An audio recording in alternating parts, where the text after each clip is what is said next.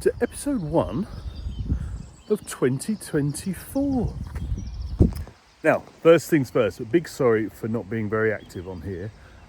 Been super busy, to be honest, just very busy with life getting in the way of doing lovely things like these videos. So this year, what I'm going to be doing is actually focusing a little bit more on beginner tips and tricks, both out in the field, but also for editing as well, for editing your pictures once you've taken them. So this is the first video, and what we're going to be talking about today is locations. So what do I mean by location? Well, obviously there's lots of locations you go to, but there is a ton of pressure these days, particularly on social media, to be posting rare species, rare birds, big mammals all across the world, and that's not accessible for everyone. If you are a beginner photographer and you don't know what you're doing, where you're going, if you've got small budget for travel, popping over to Africa or the middle of Canada or something like that may not be that easy if you're in the UK, for instance.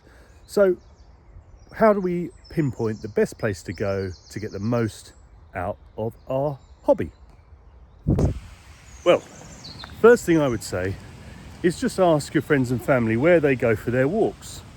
At the weekend, Sundays, where do people go around to have a nice time and relax? Often you'll find it's a park or a local nature reserve, or like me down here in Leeds Castle. And the reason I say that is because, to be honest with you, they're the places that are bound to have fairly abundant wildlife, and that wildlife will also be fairly tame because it's used to humans. Now, that local nature reserve, park, pond, village green, wherever it is, it may well have abundant wildlife, but it may not be the most exciting. It's going to be your local wildlife. You may have seen it 1,000 times before and hadn't thought to photograph it.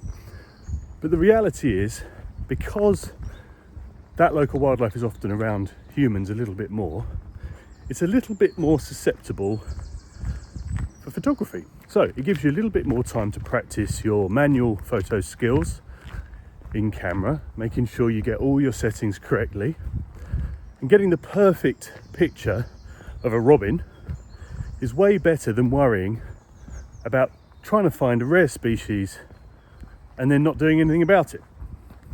Now, the one thing you may have to think about is time of year, what day of the week and what time, because public places are public. Now, that doesn't mean you can't go whenever you want, but if you can take a day off outside of school holidays and pop to your local reserve or place like Leeds Castle that I'm in now, you'll find you get a lot less people around and a lot more wildlife opportunities.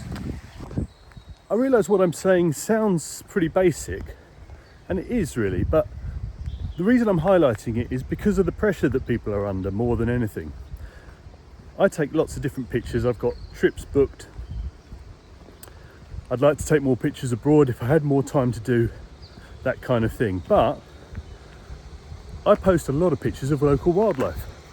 And once you get it right, and you work on the pose, capturing a moment, capturing a little bit of emotion, even if it is just a robin, or a little blue tit or something similar, you'll find that you still get that amazing feeling of capturing that great shot.